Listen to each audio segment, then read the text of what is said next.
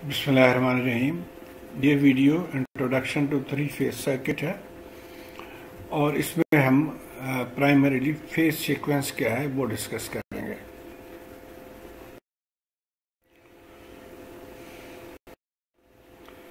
तो आइए हम सबसे पहले देखते हैं कि सिंगल फेज क्या है। अगर एक सोर्स, जैसे यहाँ पे एक सोर्स है और इसको आप नेटवर्क से कनेक्ट कर देते हैं, जैसे एक रेजिस्टेंस आपने लगा दिया तो इसमें से करंट फ्लो होगी, तो ये एक सिंगल फेज सर्किट हम कहेंगे इसको।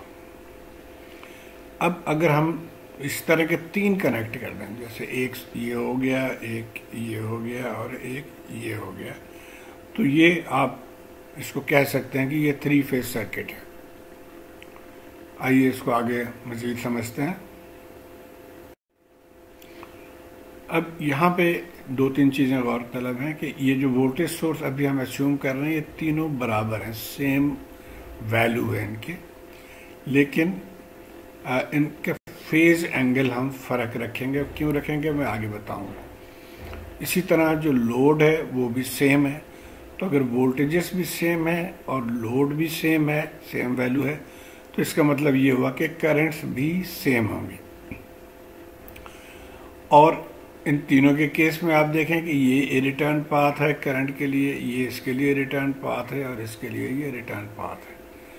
तो हम इन तीनों को एक ही रास्ते से गुजार सकते हैं, ये एक रास्ता, और इसके कुछ ना कुछ पहचान है। जैसे यहाँ पे आप समझें कि ये कलर है, रेड कलर है और ब्लू कलर है और सियान कलर है, तो ये इनको मिक्स नहीं होंगे, क्योंकि हम एक्चुअली आगे जाके देखेंगे कि इसमें एंगल में फ़र्क है। अच्छा, तो अब ये क्या हो गया, ये हो गया हमारा नेटवर्क रिड्यूसेस फ्रॉम 6 to 4। अब यहाँ पे देखिए तीन केबल्स थे जाने के लिए और तीन केबल्स आने के लिए, उसकी जगह पे हम तीन जाने के लिए केबल रख रहे हैं और एक वापसी के लिए केबल रख रहे हैं, तो ये 4 वायर सिस्टम इसको कहलाएगा। 3 फेज 4 वायर सिस्टम। और ये जो लाइन है जिससे ये इनके रिटर्न है, इसको हम कहते हैं एक्चुअली न्यूट्रल लाइन। अब जैसे मैं बता रहा था कि इन तीनों वोल्टेजेस में फेज का फ़र्क है, मैग्नीट्यूड सेम है। ये 220 वोल्ट आप कह लें, वीपी जो है, तो 220 वोल्ट, इसका फेज एंगल अगर 0 है तो इसका फेज एंगल 120 होगा और इसके फेज एंगल जो है वो 240।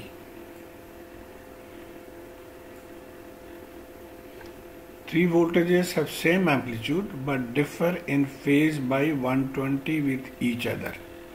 तो इसको हम कहेंगे बैलेंस्ड वोल्टेज सोर्स, क्योंकि मैग्नीट्यूड सेम है। इसी तरह ये तीनों लोड के मैग्नीट्यूड सेम है, all three loads are equal, और इसको हम कहेंगे बैलेंस लोड। अब ये आर की जगह एसी के केस में एक्चुअली जेड होगा।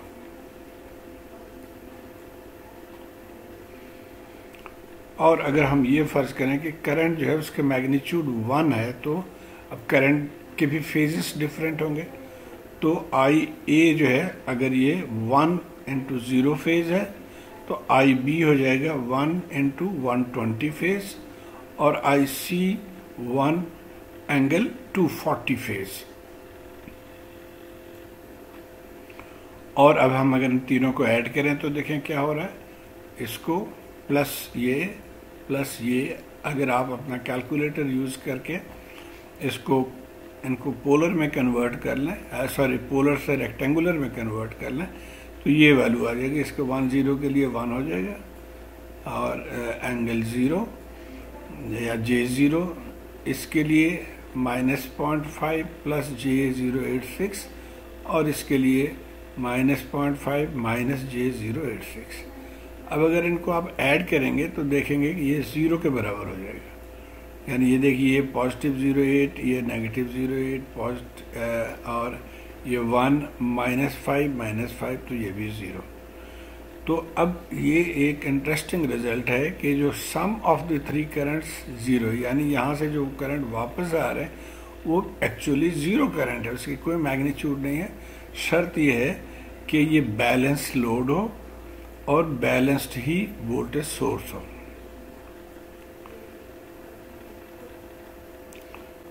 So the zero current in the neutral line. तो इसीलिए अगर जीरो करंट है तो इस लाइन को रखें या ना रखें कोई फर्क नहीं पड़ता। तो थ्योरेटिकली हम ये रिटर्न लाइन को हम ख़त्म कर देते हैं क्योंकि इसमें तो ज़ीरो करंट है। तो इसलिए अब ये हमारा सिस्टम बन गया 3 फेज 3 वायर सिस्टम। तो ये लॉन्ग ड्यूरेशन ट्रांसमिशन जो हाई वोल्टेज ट्रांसमिशन है वो एक्चुअली 3 वायर पे होते हैं उसके। लेकिन प्रैक्टिकल केस में कुछ ना कुछ न्यूट्रल में से करंट फ्लो करती है थोड़े बहुत, तो इसलिए न्यूट्रल लाइन को लगाना ज़रूरी है, स्पेशली जब आप ट्रांसफार्मर लो वोल्टेज ट्रांसफार्मर पे आ जाते हैं यानी 100 kVA से नीचे तो आप इसको इस लाइन को भी यूज़ करते हैं। तो वहाँ पे 4 लाइनें होती हैं। अच्छा, अब इसको अगर आप थोड़ा सा इसको खींचातानी करके ड्रॉ करें तो वो इस तरह का एक डायग्राम बन जाएगा। ये देखिए, तो ये एक voltage source, second voltage source, third voltage source और इसी तरह से रेजिस्टेंस या इम्पीडेंस। तो ये अब इसका एक नाम दिया जाता है कि ये स्टार कनेक्शन है। ये भी इधर से भी स्टार है और इधर से भी स्टार या वाई कनेक्शन है इसका। अब ये 3 फेज सिस्टम के एडवांटेजेस क्या हैं, क्यों हम इसको यूज़ करते हैं, तो वो हम पढ़ लेते हैं। In general 3 phase systems are preferred over single phase system for the transmission of power for many reasons. तो पहला रीज़न क्या है, the thinner conductors can be used to transmit kVA at the same voltage which reduces the amount of copper required। यानी आप जब high voltage और 3 transmission lines जब आप यूज़ करेंगे 3 फेज के लिए, तो कंडक्टर के साइज जो है वो रिड्यूस हो जाएगा, तकरीबन 25% लेस हो जाएगा फ्रॉम दी सिंगल फेज में अगर उतना ही पावर आप ट्रांसमिट करते तो। अब जब कंडक्टर थिन हो जाएगा यानी lighter lines are easy to install, तो उसको आप जब इंस्टॉल करते हैं, आपने देखा होगा लोग 4-4, 5-5, 6-6 मिला के इसको खींच के तो लाइन को इंस्टॉल करते हैं। तो अगर ये लाइन जो है वो कम वजन लाइन है, हल्की लाइन है, तो इसको आसानी से आप इसको इंस्टॉल कर सकते हैं, स्ट्रक्चर के ऊपर चढ़ा सकते हैं। 3 phase equipment and motors are preferred running and starting characteristics compared to single phase। तो 3 phase के इक्विपमेंट जो हैं उनके बेहतर रनिंग कैरेक्टरिस्टिक्स हैं और स्टार्टिंग कैरेक्टरिस्टिक्स है बनिस्बत सिंगल फेज के। तो ये भी एक रीज़न है। और in general most larger motors are 3 phase. तो जितने भी बड़ी मोटर हैं वो सारे 3 फेज मोटर होती हैं, तो इसलिए भी ज़ाहिर है आपको 3 फेज पे ही जाना पड़ेगा। ये चंद एक इसके फायदे थे। अब आइए इसके जो जनरेटर है उसको हम ज़रा समझने की कोशिश करते हैं कि ये देखिए, ये इसकी जो बॉडी है और ये रोटर है। स्टेटर पे आप देखें तो 3 सेट ऑफ वाइंडिंग है। 3 सेट ऑफ वाइंडिंग आप इस सेट को अगर हम देखें तो हमने ये नाम दिया है ए, और दूसरी साइड का ए डैश, यानी एक कॉयल है, यहाँ से जाके यहाँ से अंदर से आप इसको लपेट रहे हैं यूँ, तो ये इसकी वो जो है ना कनेक्शन है। तो ये एक हो गया फेज। इसी तरह ये दोनों साइड जो है ये बी फेज है, और इसी तरह ये दोनों साइड जो है ये सी फेज के लिए। तो ए के लिए एक, बी के लिए एक और सी के लिए एक सेट ऑफ कॉइल्स है, और बीच में ये रोटर फिरता है, तभी इसमें से 3 फेज सिग्नल प्रोड्यूस हो जाते हैं, इसके अंदर से होता है। और आप अगर देखेंगे इनके कंस्ट्रक्शन की वजह से ये इनकी फिर फेज डिफरेंस इसमें 120 का होगा, 120, 120, 120। तो 360 आपको पता है एक राउंड में 360 डिग्रीज होते हैं। तो इस तरह से इसको हमने इसके लेआउट की वजह से ये इस तरह से डिस्ट्रीब्यूट हो जाएगा, इनके फेज 120 का फर्क आ जाएगा। A 3 phase voltage source is a generator with 3 separate windings distributed around the periphery of the stator। तो ये स्टेटर पे 3 different set of windings की वजह से ये 3 फेज बन जाता है। अब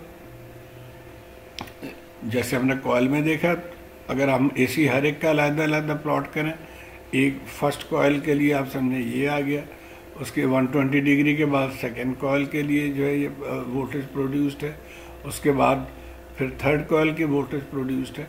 तो अगर आप पीक्स को देखें तो ये बड़े बहुत करीब करीब हैं और ये हमारे 3 फेज वोल्टेज प्रोडक्शन के लिए काफ़ी है। A set of balanced 3 phase voltage consists of 3 sinusoidal voltages that have identical amplitude and same amplitude and frequencies but are out of phase with each other by exactly 120 degree. अच्छा, बाद दफ़ा interview वगैरह में सवाल पूछते हैं जी 3 phase के बजाय क्या 5 फेज़ हम कर सकते हैं? हम बिल्कुल कर सकते थे। 7 फेज़ कर सकते हैं, बिल्कुल कर सकते हैं, लेकिन उसका कोई ख़ास फ़ायदा नहीं है। 3 फेज़ के वोल्टेजेस कोई बहुत ज़्यादा फ़र्क नहीं है, तो इसलिए ये इनकी रेगुलेशन अच्छी रहती है बजाय के 5 फेज़, क्योंकि 5 फेज़ के लिए ज़ाहिर है अपना मोटर बड़े साइज़ के फिर डिज़ाइन करने हो गए, जनरेटर का साइज़ बड़ा हो जाएगा और उसके एक्सपेंसेस ज़्यादा हो जाएंगे, बट इट इज़ पॉसिबल।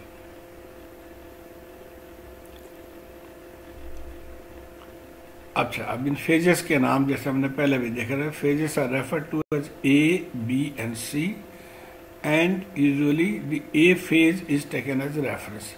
तो ये देखें, अब VA neutral AN, VB neutral है और इसको VC न्यूट्रल कहा जा रहा है। आमतौर पे A को रेफरेंस लिया जाता है।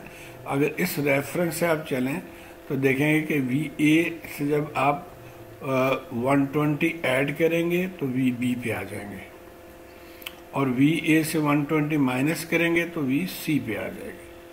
आप ये भी कह सकते हैं कि VA के साथ अगर हम 120 प्लस 120 ऐड करेंगे तो तब भी VC पे आ जाएंगे। अच्छा, balanced 3 phase voltages, source can be either Y connected or delta connected. तो ये हमने देखा था ऑलरेडी वाई कनेक्टेड का, और इसमें यहाँ से आप एक न्यूट्रल लाइन ले लेते हैं तो ये वाई कनेक्टेड हो गया या स्टार कनेक्टेड हो गया, और आप सोर्सेस को डेल्टा शेप में भी कनेक्ट कर सकते हैं, लेकिन यहाँ पे न्यूट्रल वायर आप नहीं होता इसमें, इस केस में। तो ये 2 पॉसिबिलिटीज़ हैं ऑफ द सोर्स। तो जिस तरह हमने बैलेंस सोर्स पे देखा कि वाई कनेक्शन और डेल्टा कनेक्शन दोनों पॉसिबल है, बिल्कुल उसी तरह बैलेंस लोड के केस में भी वाई कनेक्शन और डेल्टा कनेक्शन जो है ये पॉसिबल है। अब हम फेज सीक्वेंस के बारे में पढ़ेंगे। There are 2 possible phase sequences depending on the direction of rotation of rotors. तो अब ये हम इसको देखेंगे। यहाँ पे ये देखिए, ये स्टेटर है और इसके बीच में ये रोटर है।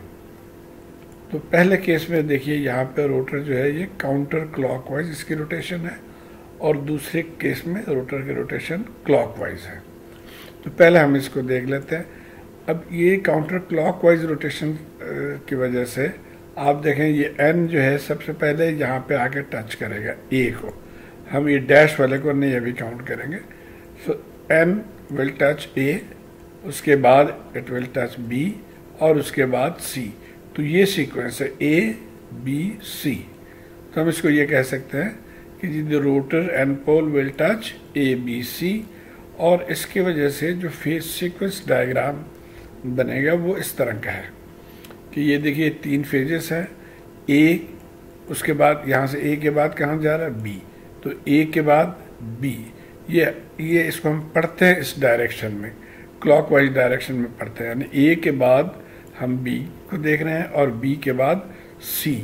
तो ये because of the rotation of the rotor ये इस तरह से है। एक आध चीज़ें और इसमें देखनी है कि अब A और B में रिलेशन क्या है कि A के बाद -120 करेंगे तो आप B पे आएंगे। एक और भी तरीका है कि आप यहाँ से अगर चलते जाएं तो +120 +120 तो +240 करेंगे तब भी आप B पे आएंगे। बहरहाल हम इसको लेके चलेंगे कि A से B पे जाने के लिए आपने -120 करना है। अब जहन में रहे कि अगर B से A को जाना हो तो फिर हम इसका उल्टा करेंगे, यानी +120 करेंगे। इसी तरह अगर ए से सी पे जाना है तो आपने +120 करना है।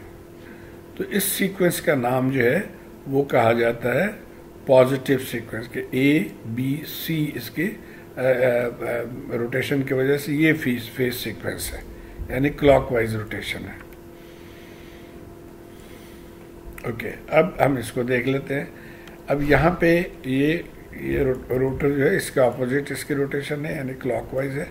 तो उसकी वजह से हम पहले ए को टच करते हैं, यहाँ से हम ए पे आ गए।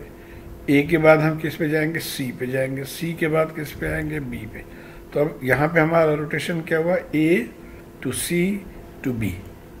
तो अब इस डायग्राम को फिर हम किस तरह से ड्रॉ करेंगे? देखिए, ए ये रेफरेंस पॉइंट है हमारा, तो यहाँ से हम इसको ए लेंगे। ए के बाद हम जा इसी तरफ रहे हैं, यानी क्लॉकवाइज चल रहे हैं, तो ए के बाद सी आना चाहिए। यहाँ पे देखिए ए के बाद सी, तो यहाँ पे हम सी लिख लेंगे, सी न्यूट्रल, बी सी न्यूट्रल। और उसके बाद फिर हम बी पे जाएंगे, तो ये बी आ गया। अब अगर एंगल इसमें देखेंगे तो क्या होगा? v से 120 माइनस करेंगे तो c पे आएंगे, और v के साथ 120 प्लस करेंगे तो b पे आएंगे। इसका नाम है नेगेटिव डायरेक्शन या ACB रोटेशन। ये पॉजिटिव रोटेशन और ये नेगेटिव सीक्वेंस है। पॉजिटिव सीक्वेंस, नेगेटिव सीक्वेंस, या इसको ABC सीक्वेंस और ACB सीक्वेंस भी कहा जाता है। अब जैसे हमने देखा, the phase sequence is the time order in which the voltages pass through the respective maximum values. तो जो मैक्सिमम वैल्यूज वोल्टेजेस के हैं वो सबसे पहले कौन से आए? इसमें आगे एक डायग्राम है, उसमें हम देखेंगे कि सबसे पहले ए आएगा, उसके बाद बी, उसके बाद सी, अगर तो हम पॉजिटिव केस ले रहे हैं तो। Phase sequence of the balanced three phase voltage ABC sequence और पॉजिटिव सीक्वेंस। अब इसमें क्या होगा? अब यहाँ पे देखिए आप, ये हमारा रेफरेंस पॉइंट है, तो VAN इज VP एंगल 0। अब VP क्या चीज़ है? ये जो RMS वैल्यू है या एवरेज वैल्यू है, ये वो है, जैसे 110 वोल्ट हम कहते हैं या 220 वोल्ट कहते हैं, तो ये वो वैल्यू है। और AN के लिए रेफरेंस चूँकि है AN, तो हम इसके एंगल को 0 लेंगे, तो ये 0 हो गया। अब हम अगर VBN लिखना चाहें तो एम्पलीट्यूड सबके सेम है, तो VBN भी VP होगा, लेकिन इसके साथ एंगल अब क्या हो गया? यहाँ से -120 करके आप VBN पे आएंगे। और VCN दो तरीके हैं, जैसे मैंने पहले बताया था। आसान तरीका तो ये है कि आप यहाँ से चले जाएं, यानी VAN के साथ 120 पॉजिटिव करेंगे तो CN आ गए, तो V फेज जो वैल्यू है उसके साथ +120 करेंगे तो आप CN पे आ जाएंगे। दूसरा तरीका है कि आप अगर यहाँ से जाना चाहें तो -120 और फिर -120, तब भी CN पे आ जाएंगे, तो CN हो गया V फेज -240। तो इस तरीके से भी आप इसको हासिल कर सकते हैं। तो ये हमारा ABC सीक्वेंस। अब अगर हम नेगेटिव सीक्वेंस पे जाना चाहें, यानी ACB, यहाँ से A देखिए, ये C है और B है, तो उसमें भी एग्जैक्टली वही चीज़ है, इसको हम रेफरेंस मान रहे हैं। उसके बाद हम जब नेगेटिव पे जाएंगे तो CN पे आ जाएंगे, सो -120 पे CN पे आ जाएंगे, और +120 करेंगे तो हम BN पे आ जाएंगे। और यहाँ बता रहा है कि VP जो है वो RMS वैल्यू है, सो इट कुड बी 110 या 220 जो भी है। अच्छा, बैलेंस लोड को थोड़ा सा और देख लेते हैं। Balance load is one in which the phase impedance are of equal magnitude and in phase. तो ये जो है Z1, Z2, Z3, इन सब के वैल्यूज सेम है, यानी मैग्नीट्यूड भी सेम है और फेज एंगल भी सेम होगा। So Z1 is equal to Z2 is equal to Z3 is equal to ZY, तो ये Y कनेक्टेड है। अच्छा, डेल्टा में भी एग्जैक्टली वही कि Z1 is equal to ZA is equal to ZB is equal to ZC is equal to Z delta. अब हमें आगे चल के ये देखना होगा कि अगर डेल्टा है तो उसको Y कैसे करेंगे, और Y है तो उसको डेल्टा कैसे करेंगे। तो उसके लिए आपने एक सिंपल टेक्निक याद रखना कि Z delta is equal to 3 times ZY। अब कैसे इसको याद रखेंगे? यहाँ से अगर देखें आप, मेमोराइजिंग टिप मैंने यहाँ पे डाला है कि डेल्टा के अंदर 5 लेटर्स हैं और वाई के अंदर सिर्फ 1 लेटर है, तो इसका मतलब है डेल्टा बड़ा है। तो जेड डेल्टा बड़ा होगा, वाई से कितने गुना होगा, वो 3, क्योंकि 3 है यहाँ पे तो आप इसको 3 टाइम्स लिख लेंगे। और इसकी ऑपोजिट ये हो जाएगा कि अगर वाई मालूम करना है जेड वाई तो ये 1/z डेल्टा हो जाएगा। अच्छा, अब एक example, determine the phase sequence of the set values. अब ये वैल्यूज दिए हमने 200 cos ओमेगा t 10 और ये हमने इसका फेज सीक्वेंस मालूम करना है। सबसे पहले हम इसको फेजर में कन्वर्ट कर लेंगे। तो इसको हमने फेजर में कन्वर्ट कर लिया, सो मैग्नीट्यूड लिख लिया हमने और एंगल। तो ये VAN है, VBN भी यहाँ से 200 और एंगल -230 और CN जो है वो 2 और एंगल 100। अब हम इसको प्लॉट करते हैं। देखिए VN 10 डिग्री पे है तो हम यहाँ हमने ड्रॉ कर दिया VN। अच्छा, VBN कितने पे है, 200, तो मैग्नीट्यूड हो गया -230। तो अब -230 के लिए आप यहाँ से चलेंगे, यहाँ से, और ये एंगल चलते जाएंगे। अगर हम यहाँ से चलते तो यहाँ तक 180, उसके बाद ज़ाहिर इसी कोऑर्डिनेट में -230 आएगा, तो ये हमारा VBN हो गया। और VCN कहाँ पे है, 200 -110, तो -110 जो है वो इस कोऑर्डिनेट के अंदर आएगा। अब जब आपने इनको नंबरिंग दे दी ABC, तो अब आप देख रहे हैं ये क्या है, A के बाद कहाँ जा रहा है, C। हमने रोटेशन या पढ़ना हमने हमेशा क्लॉकवाइज है, तो A, उसके बाद C और उसके बाद B। तो अब सीक्वेंस हमारा क्या होगा, ACB, which is a negative sequence. तो ये हमने यहाँ पे लिख दिया। एक और सवाल है प्रैक्टिस प्रॉब्लम कि given VBN is 110 angle 30, find AN and CN assuming a positive sequence। so ABC sequence आपने फॉलो करना है। इस चीज़ को हमने जहन में रखना है और इसको भी जहन में रखना है कि जो पॉजिटिव सीक्वेंस के लिए हम क्या करते हैं, A से आते हैं B पे, B से जाते हैं C पे। अच्छा, और एंगल्स इधर जाएंगे तो पॉजिटिव, इधर आएंगे तो नेगेटिव। अब सबसे पहले हम देखते हैं कि VBN 30 कहाँ पे होगा, तो इस यहाँ पे 30 एंगल होना चाहिए इसको। तो हम इसको, ये देखिए VAN जो है वो VBN से कितना बड़ा होगा, अब इसको ध्यान में रखिए कि ये हमारा BN है और जिसके एंगल 30 है, यहाँ से हमने इस तरफ जाना है, तो हम इसके साथ क्या ऐड करेंगे। देखिए A से अगर इधर आते तो हम 120 माइनस करते, B से अगर A की तरफ जाएंगे तो ज़ाहिर है 120 प्लस करेंगे। तो ये हम इस तरह से लिख सकते हैं कि VBN के जो भी एंगल है उसके साथ अगर हम 120 प्लस करें तो हम VAN पे आ जाएंगे। तो हम ये, अब ये इसका तो था 100 और एंगल 30 और उसके साथ एंगल 120 प्लस कर दिया, तो ये आ गया हमारे पास VAN।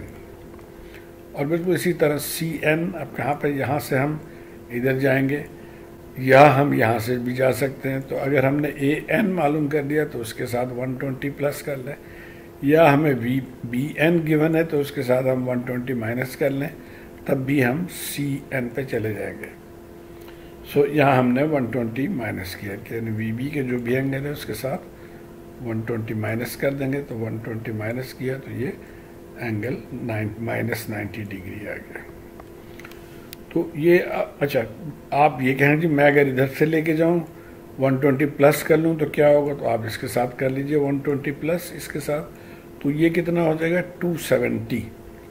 अब जब भी रिजल्ट में डिफरेंस आए तो उसके साथ आप 360 ऐड करते हैं। यहाँ पे क्या आता है इसका, ये अगर इस यानी पॉजिटिव डायरेक्शन से जाते तो ये 270 आ जाता है। पहले हमने जो निकाला था वो -90 है, तो अब -90 के साथ 360 प्लस कर दें तब भी वो 270 ही आंसर आ जाएगा। सो इसलिए घबराना नहीं है कि मेरा आंसर तो ये सेम नहीं है, आप सिर्फ उसके साथ 360 प्लस कर दें। तो उम्मीद है आपको यहाँ तक बात समझ में आ गई होगी। शुक्रिया। अच्छा एक चीज़ और कि लाइन और फेज वोल्टेजेस में फ़र्क क्या है। In electrical engineering the line voltage is that between the live conductors of the 3 phase distribution. तो ये देखिए, ये लाइव है, ये भी लाइव है और ये भी लाइव है, ये हमारा न्यूट्रल है। तो जो लाइव के दरमियान, 2 लाइव के दरमियान, यानी ये एक लाइव और ये 2 लाइव के दरमियान जो वोल्टेज है उसको कहा जाता है लाइन वोल्टेज। और एक लाइन और एक फेज के दरमियान जो वोल्टेज है उसको कहा जाता है फेज वोल्टेज। और आगे चल के हम पढ़ेंगे कि ये मुख्तलिफ कनेक्शंस हैं, 4 पॉसिबल कनेक्शंस हैं इसके, Y Y connection, Y delta, delta delta और डेल्टा वाई कनेक्शन। तो ये हम अगले वीडियो में पढ़ेंगे इंशाअल्लाह। Thank you.